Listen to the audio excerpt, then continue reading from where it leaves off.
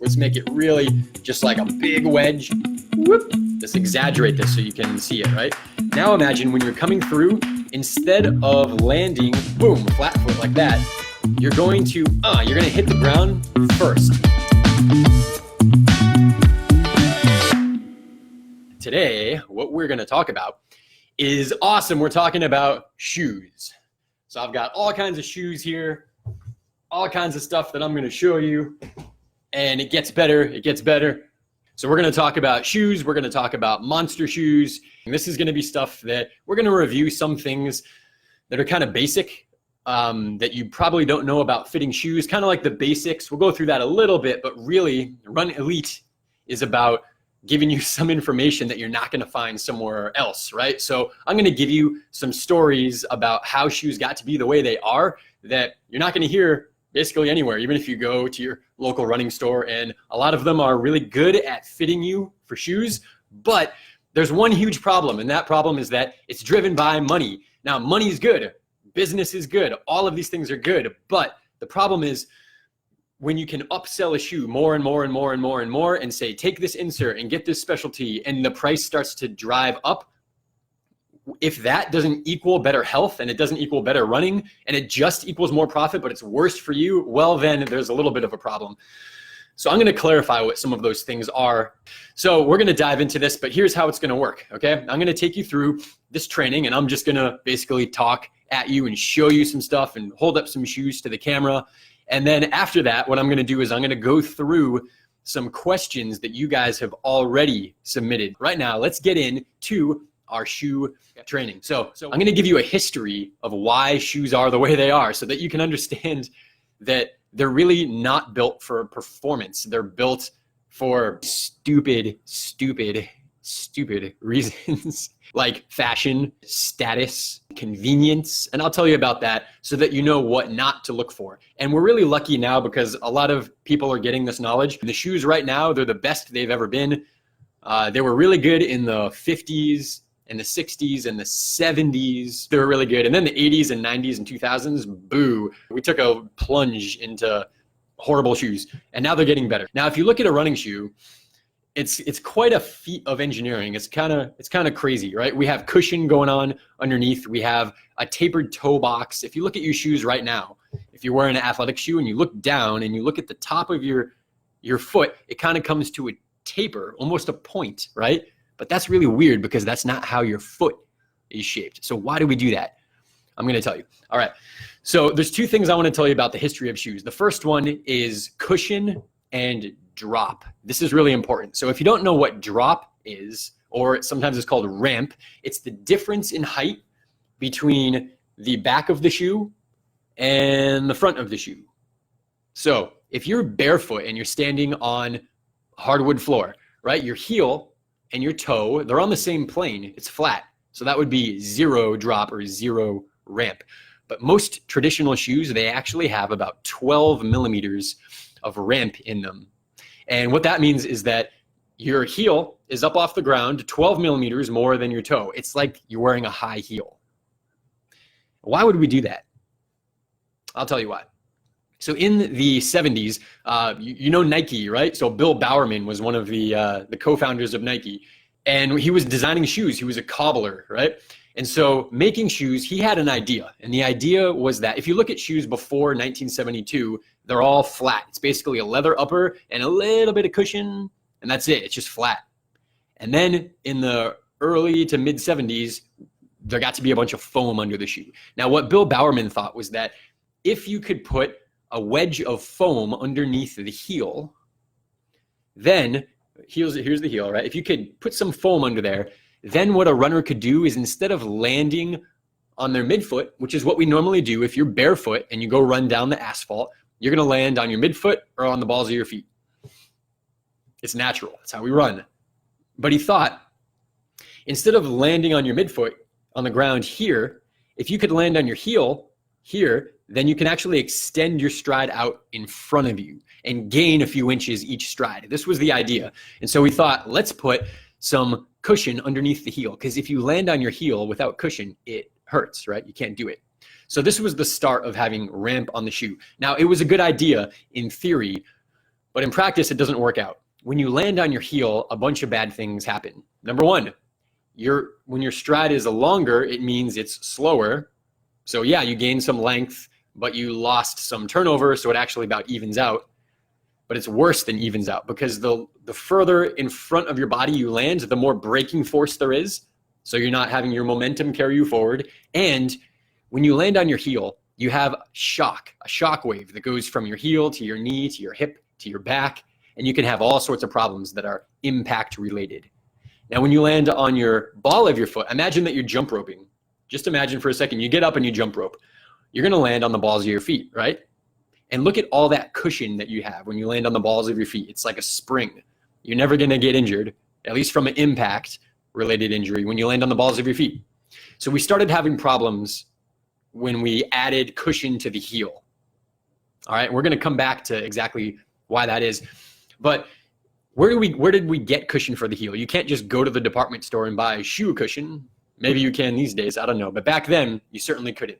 And so I honestly can't remember what the industry was. It's like an insulation industry or a tire company or something like that. But there was some industry that manufactured cushion, and it was EVA, which is EVA is the material that's on the bottom of 95% probably of all running shoes. Okay, it's the material that it's made of.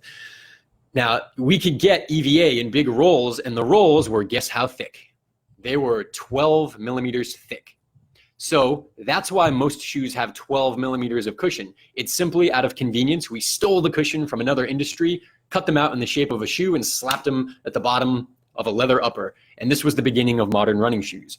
You got 12 millimeters. Now, guess what? If you wanted to put additional cushion under the heel, the only option was to put a second layer of cushion and then chisel it and taper it off. And so what happened is that in the back of the shoe, you had 2 layers of cushion. So you had 24 millimeters, and in the front, you had 12. And that's where a ramp was born, okay? And there's a 12 millimeter difference. So that's why most shoes are 12 millimeters in ramp. It has nothing to do with science. It has everything to do with history, tradition, and convenience, right? Now, when you look at your shoes right now, like I said, look down, and probably, especially if you're a woman, look down at your shoes, almost certainly, no matter what they are. If they're casual, if they're running shoes, you're going to look down and you're going to see that the toe comes to a taper, right? Almost a little point. But it's really weird, because if you take your shoe off and look at your foot, it's not shaped like that, even close. So why would we do that? Well, the answer goes back to the olden days when riding horses was a sign of status, right? And when you ride a horse, you need to wear a shoe that fits into a stirrup. And so there's a pointed toe because it fits into a stirrup. And so anybody who had a pointed toe had status, and it became fashionable. Now, that was a long time ago, but it just stuck around. It's been part of this industry since the beginning of the shoe industry, right? And so we're conditioned to think that that's fashionable, which is why, you know, women, if you have a nice, sexy, awesome pair of high heels, they almost certainly have a really thin, tapered toe. Is that because we like pointy, jabbed toes, or is that because that's become fashionable? And it is. It really is. It looks good. I like it. And men, even the same thing. It looks good. Now, when you see a shoe that doesn't have that, it kind of makes you laugh and think it looks like a flipper or something. So let's look at an example of this. Look at the toes on these shoes here. Oh, there's a little bit of dust on there. Whoop. Look at that, the toe. Now, this is actually an improvement over what they used to do, but you see how it kind of looks almost a little bit funny, but it's weird that it looks funny because it actually looks like your foot, right? It even says right there, it says foot shape. Yeah, makes sense, right? It would make sense to have your shoe match the shape of your foot. And this is what we're trending towards right now in the industry. I'm going to share a couple of brands and a couple of models that are going to do that for you. Okay, now I've told you why shoes have a ramp and why they have a tapered toe box. Let's talk about the problems with those, and then we'll move into another part of this. Now, the problem, if you have a ramp on the shoe, now recall, for those of you who jumped on a little later, ramp means the difference between the heel height and the toe height. So it's basically being up on a high heel like that, right? Now, if you have a ramp, what's going to happen? Well, you're going to be more likely to land on your heel because you can, and because it'll force you basically. It basically means that, watch this, I'm going to do an anime. I used to do this in when I sold these shoes all the time. So imagine that you're running along. Now when you run, you're going to toe off and you're going to swing through and you're going to land on your foot, boom, nice and flat like that. If you're barefoot. But guess what's going to happen? If you put a big wedge of foam under the heel, imagine a huge wedge like this. Let's make it really just like a big wedge. Whoop. Let's exaggerate this so you can see it, right? Now imagine when you're coming through, instead of landing, boom, flat foot like that, you're going to hit the ground first before you have a chance to, this is called plantar flexion, right? Before you have a chance to flatten your foot out, you're going to touch the ground because there's material there. Does that make sense? So what that does is it forces you to land on your heels when you have a big wedge or a ramp on your shoe. So we know that ramp is not ideal for the best of biomechanics. So why do we have ramp? Why would some experts tell you you need to have ramp? Why, if you go to the store, are they going to sell you a shoe that likely has some ramp in it? And here's the reason. It's actually unfortunate. And it's because we've spent most of our lives and most of our running lives in a shoe that has ramp. And so if we go down, I'm going to do another animation here for you. If you go from a shoe that has ramp to a shoe that has no ramp, watch this. This is crazy. Watch what happens. So it's going to block my face here. Here we go. I can do it over here to the side.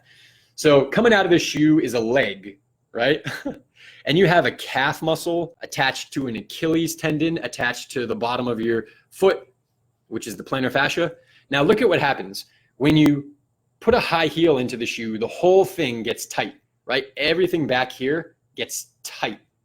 And so if you walk around and spend most of your life in a shoe that has a little bit of a high heel, and most of us wear shoes most of the time, right? When you do that, everything back there gets tight. Your plantar fascia gets tight, your Achilles gets tight, and your calf gets tight.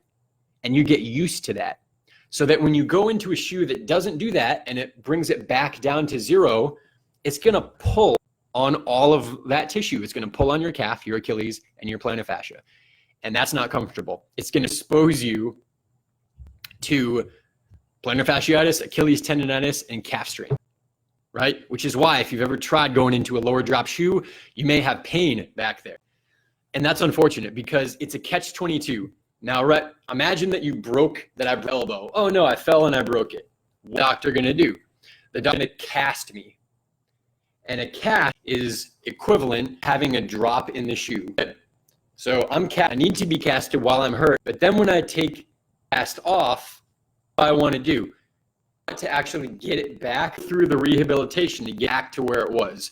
And if I do that, if I keep it casted, it's just going to get tighter and tighter and tighter and weaker. And that's what happens when you stay in a shoe that has ramp to it, that cast. And it makes you tight. It makes your fascia tight. And then if you try to go down to a lower drop, like taking the cast off, it's hard. And there may be some struggle. We don't want to do that. I think that we chose the wrong shoes. Go back to a shoe that has ramp again. It's gone. But what's it going to do? It's just going to go, right? Now you can't stretch it out, and it's tighter and tighter and tighter a lifetime. So what you do is actually get into a zero drop, but you don't want to do it right away because you likely get injured. What you want to do is knock the ramp of your shoe down. Every time you buy a shoe by a couple meters, shoes are 12. A lot now are 8. A lot of shoes available now are 4 or 3 millimeters and then 0. So just ask your store and go down each time. The other thing to do is if you have additional shoe, go get a 0 shoe, but don't wear it all the time.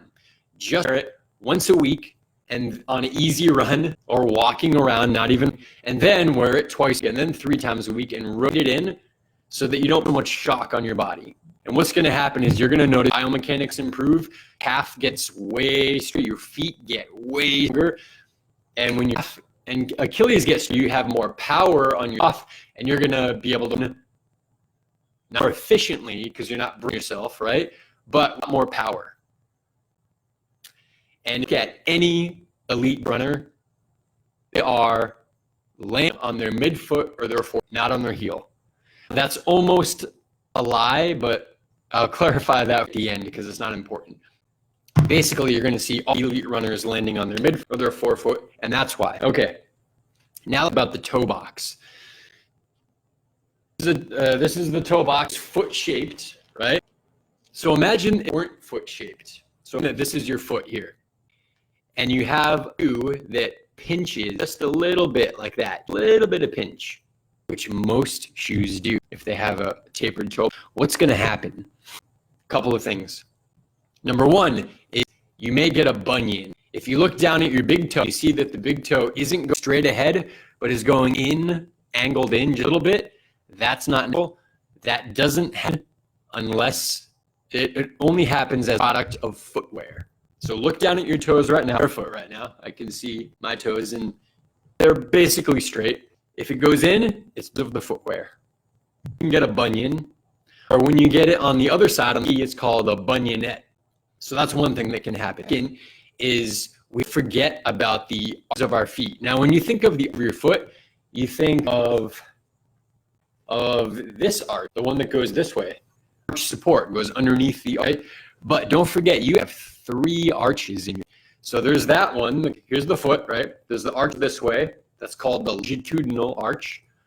There's an arch that goes around to the top this way. Whoop, like that. Now that arch is called the transverse arch. And in order to, the transverse arch is there. When your foot hits the ground, it flattens and it splays. Okay? So check this out. This is a good shoe store. If you put your foot on the, put your foot on the ground and you look at how wide your foot is, and then you can do this right now with me. Put your foot on the ground, but without weight on it, and look at how big your foot is. And then stand up and put weight on your foot and watch how your foot expands when you stand up. Now, the reason it expands is because those arches, there's an arch and the arch flattens out. So the longitudinal arch, the one that we're used to, it flattens out and your foot actually gets longer when you stand up by about 1/4 to 1/2 a size. But also, your foot gets wider when you stand up because the transverse arch here, so I'll put my hand towards you. Here's the transverse arch. When you put weight on your foot, it splays out like that. It splays out like that, okay? What that means is if you have a tapered toe box, you're gonna restrict your ability of your foot to splay, and that's no good for a lot of reasons.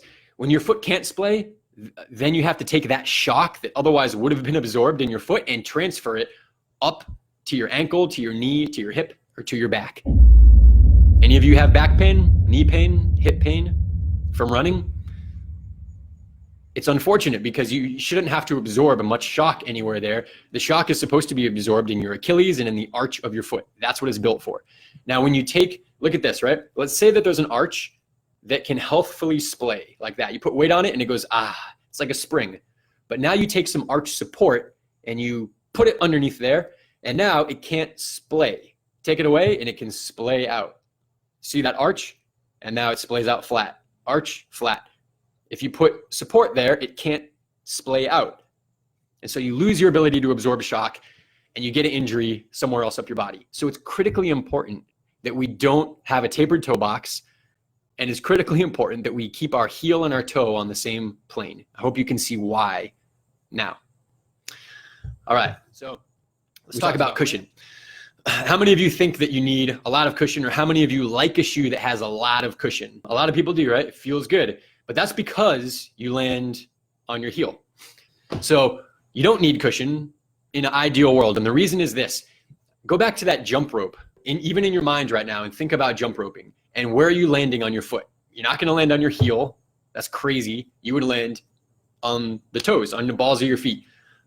And when you land on the balls of your feet, think of how much cushion is there. It's like bouncy, bouncy, bouncy. You could jump rope without shoes and you'd be fine. You probably might even like it more without shoes. So when you land on your forefoot, you have your Achilles and your arch to give you all the cushion in the world. Tons of cushion, right? Now here's the problem. If you've been running in a shoe that has a heel on it, like I said, most of us have for our whole lives, then you're conditioned to land on your heel. Because you can. There's a wedge of foam under there, so it doesn't hurt. So we do it.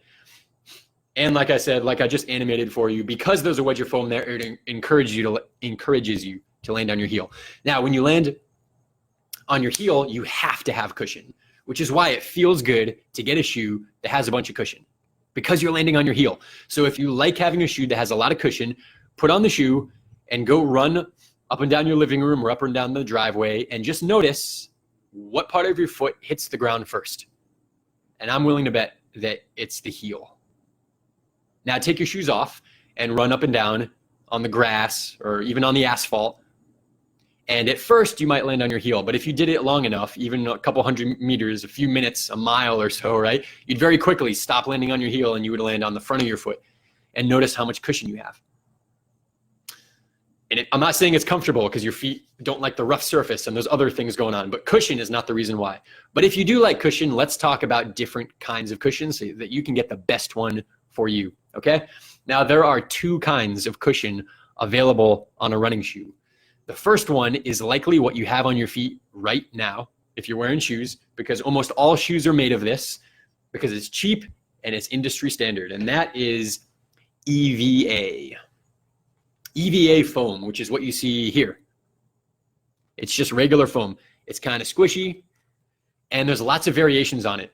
You know, Brooks and Nike and New Balance and all these brands have their own blend of EVA. Some of them put little bubbles of air in it. Some of them make them in like a waffle pattern, and they put all this technology on it, but the chemical material is still EVA. EVA is good cushion. It's what you're used to. So I don't need to tell you much about that because I'm sure you've run in it before. But there's another material out there that came out, about 5 years or so ago, and Adidas did it first. Anybody hear of the Adidas Boost? The Boost was a shoe that had not EVA, but it had a TPU, which is a thermopolyurethane. Don't worry about that, just called TPU. It's a different molecular material. And what it does is really interesting. Now this is TPU right here. And I'll tell you, if you can magically put these shoes on, if I could put them through the screen and give them to you, and you put them on, here's what you would feel. When you walk around in a TPU, when you walk slowly, it's squishy like a marshmallow. It goes squish, and then it unsquishes, just like you're used to. But it's like a rubber ball. Remember those quarter machines that we used to go to when we were kids, and you get a gumball or you get a toy, and they had those little bouncy balls for a quarter or 50 cents. It's probably $5 for one of those now, who knows. But you get a little bouncy ball. Now, if you take a bouncy ball and you squish it slowly, nice and slow, you can actually squish it and then unsquish it, right? But if you squish it really fast, like you throw it, it doesn't squish, it rebounds really quickly. And that's what a TPU does. When you squish it slowly, like you're walking, it feels nice and soft, like a pillow. But when you run and you squish it quickly, it rebounds very quickly, and it's like a bouncy ball almost. And that's great because it gives you more elastic energy when you're running and makes you more efficient, gives you some free energy. They're a little bit more expensive. For example, this shoe here costs $125, and this is effectively the same shoe just with that different material, and that's $140. But it's well worth the investment, I think. You'll run more efficiently. You need less depth. You need less cushion because it's more cushiony. It's a different material. So you can run closer to the ground and still feel like you have a bunch of cushion. And that's called TPU. As far as I know right now, Altra, A-L-T-R-A, makes two shoes that have this. One of them is called the Escalante.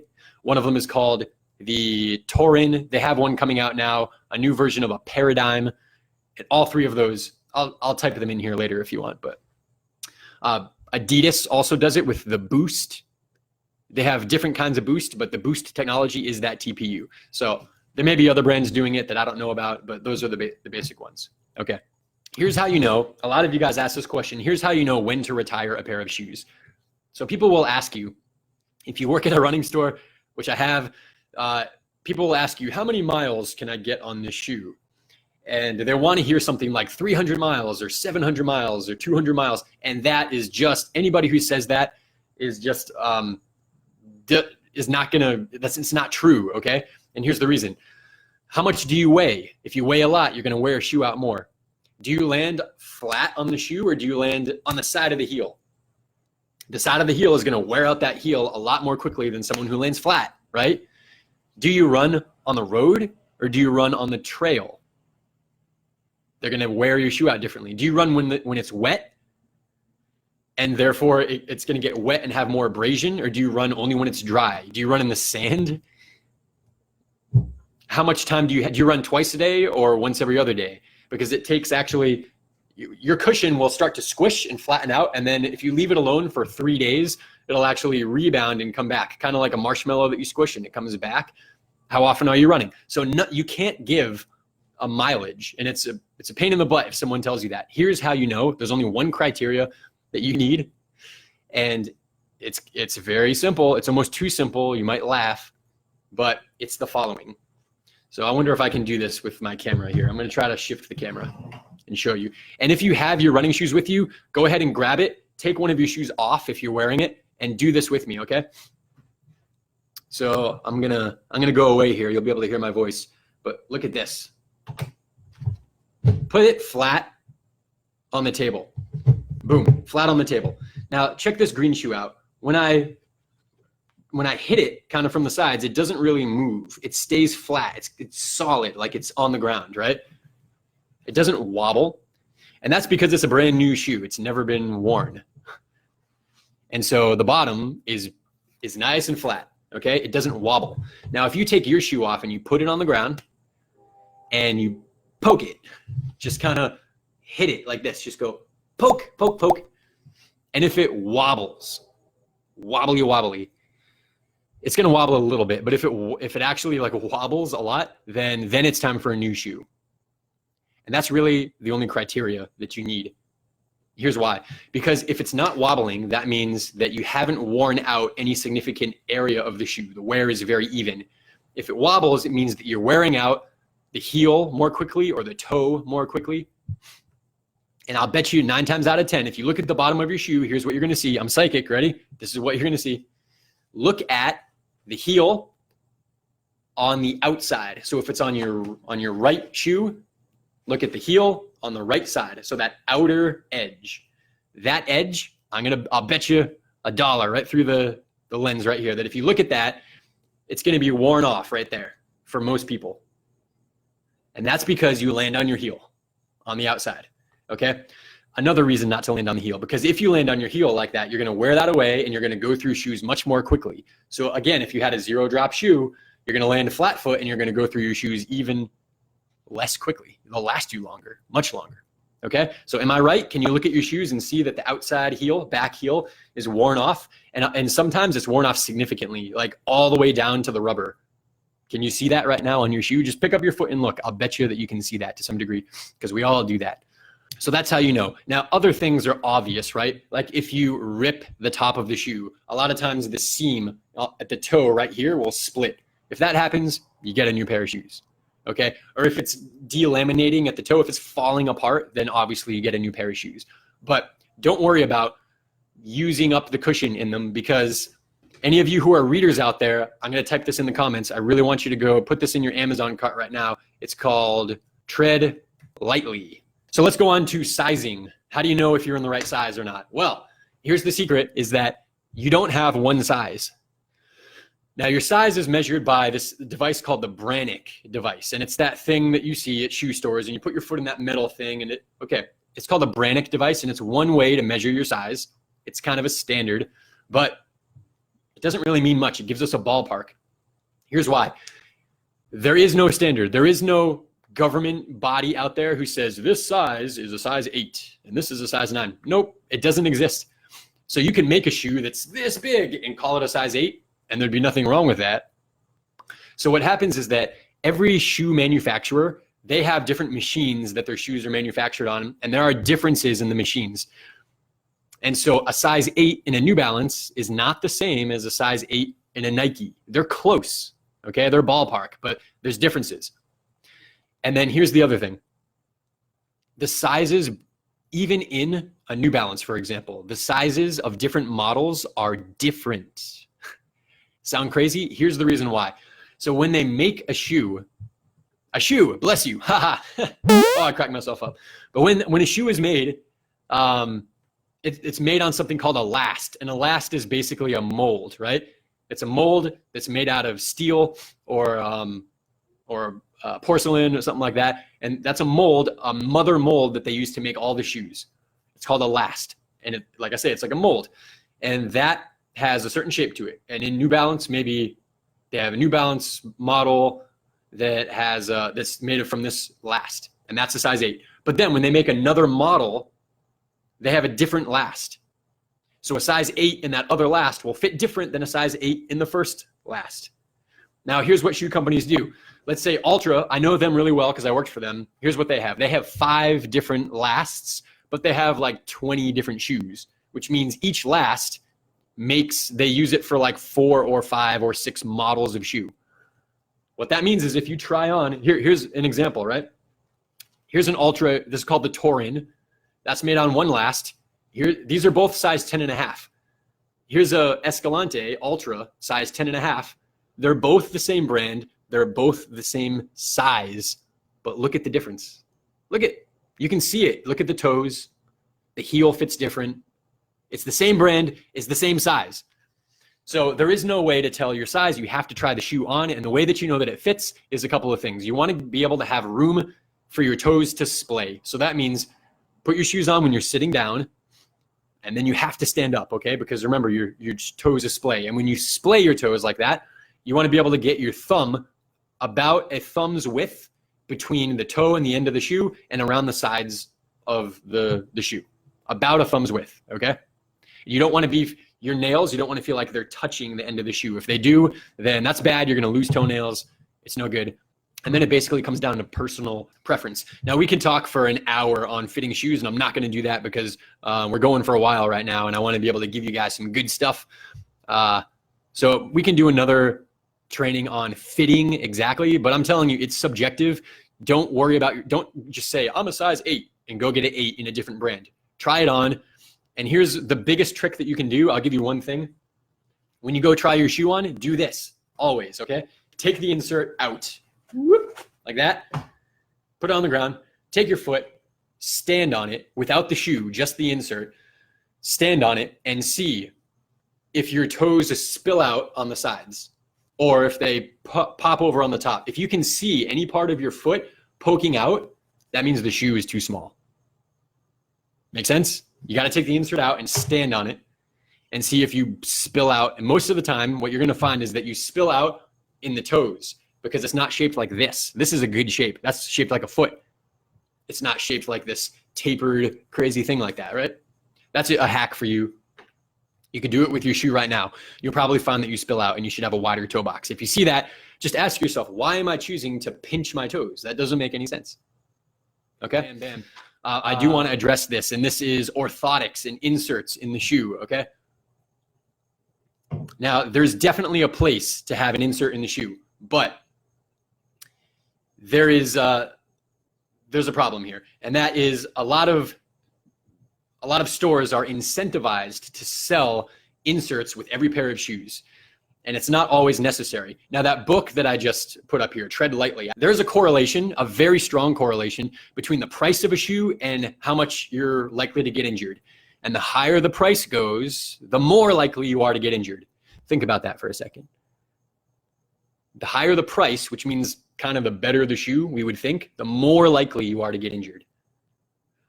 And what this book also shows is that when you're in a stability shoe, meaning that you have support under the arch, your injury risk goes way up, not down, up. So I'll ask you this. How many of you wear an insert or an orthotic in your shoe?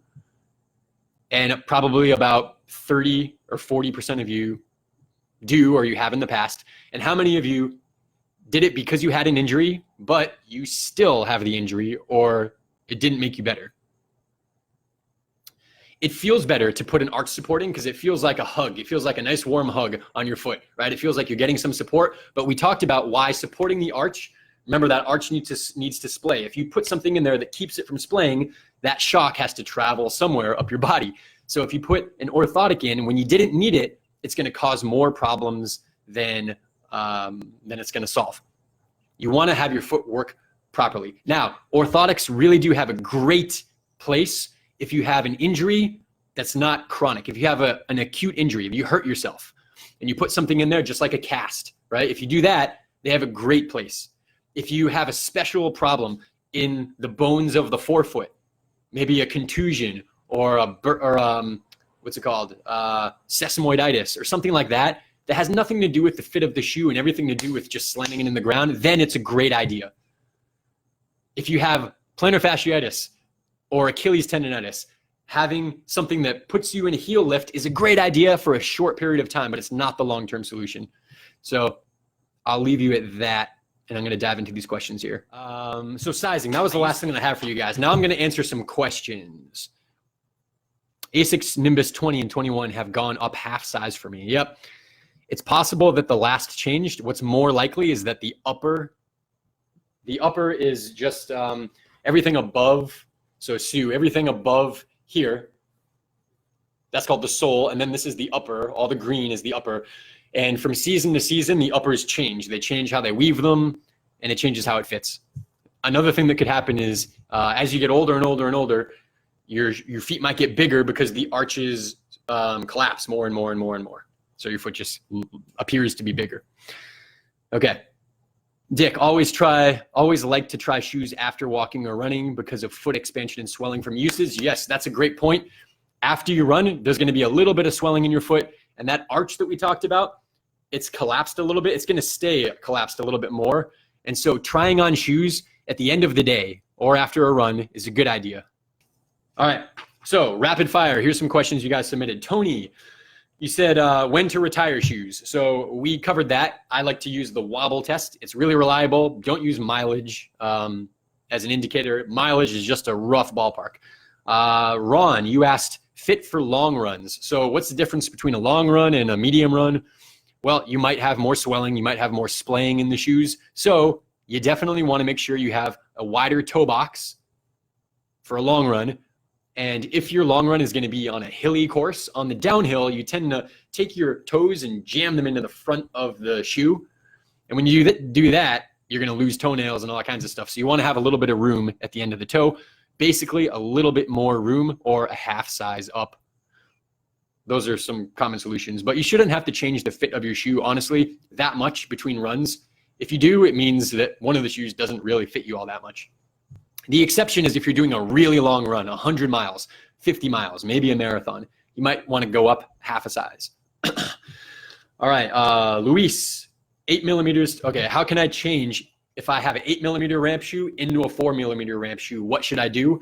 The answer is that you want to rotate the shoe in. So when you get a shoe that has a lower drop, don't just switch over to it. You might have problems. What I do is this: wear the lower drop shoe when you're not running, just walking around for a week or so, and then wear it once a week, and then wear it twice a week, and then 3 times a week, and rotate it in slowly like that, and you'll be fine, okay? What do I think? Amber, you asked, there you are. Amber, what do you think about Hokas? Are they all that they're cracked up to be? Again, so Aaron in this group right here, he's sponsored by Hoka, and this guy knows his shoes, so I trust him. He really likes them. Here's my opinion, and I'll tell you what I know for sure, is that when Hoka came out, Hoka and Ultra came out at about the same time. Now, Hoka, their growth went boom through the roof, and Ultra went steadily up. The difference didn't have to do with the shoe all that much. It had to do with where their budget was going, and the budget was going into marketing for Hoka. So anybody who knows anything about marketing, if you put more money into marketing, you'll get more return, but it doesn't mean you're making more profit. It doesn't mean your product is any better. You might even draw even or lose money. You just get more exposure. So Hoka took a lot of their money and put it into marketing, and therefore they had explosive growth, and everybody went nuts and heard about them.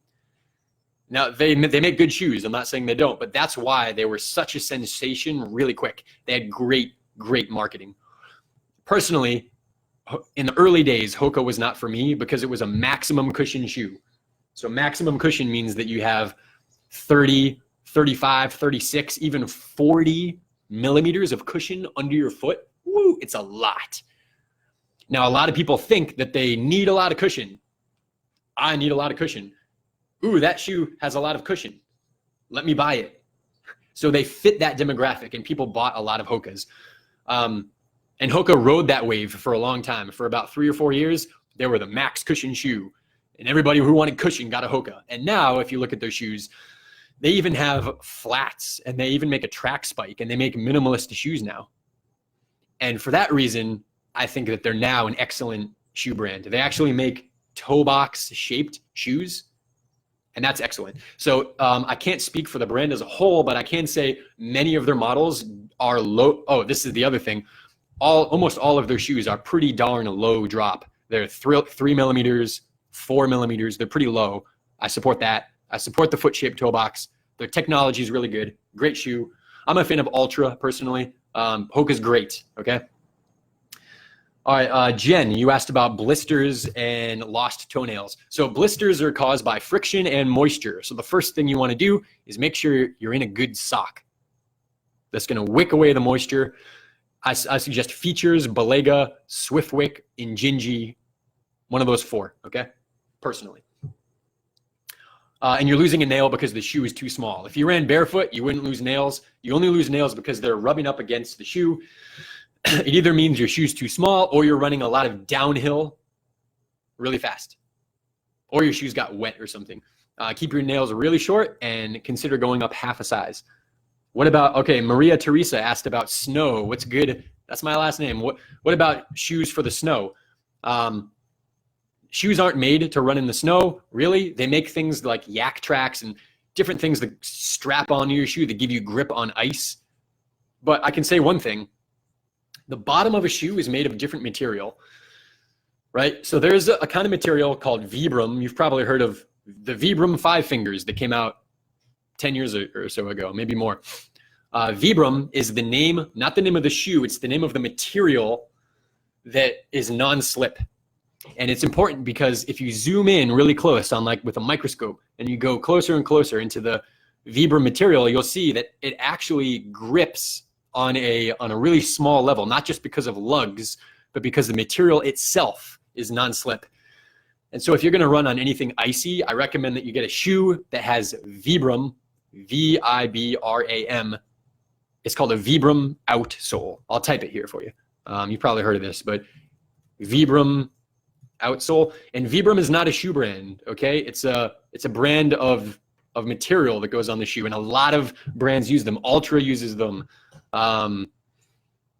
Probably about every big brand has a Vibram shoe right now, at least half of them. So that's the answer for that. Jamie Warner, you asked about how about shoes for speed? And go ahead and type your questions in here. I will get to them. Yes, you're welcome, Amber. About shoes for speed and for races. So for a race, this is cool. Remember we talked about EVA versus TPU? That's the material that the cushion is made out of. Now a TPU material, remember that it rebounds quickly, kind of like a bouncy ball, right? So if you're running fast, you want it to rebound quickly. Imagine running fast in the sand. Sand has a lot of cushion, but it steals all your energy.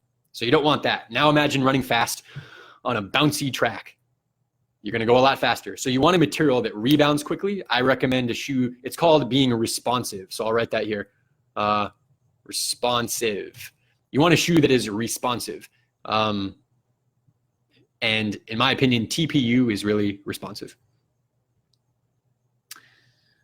Drop and performance. Julie, you asked about the drop in a shoe versus and how that correlates with your performance. Now, this is complicated. I hope you guys understand after this this huge training we just did right here, that the drop in the shoe, what it does is it changes where you land on your foot. And when you land on your midfoot or your forefoot, you have the potential to run faster. It doesn't mean you'll run faster. It means you have the potential.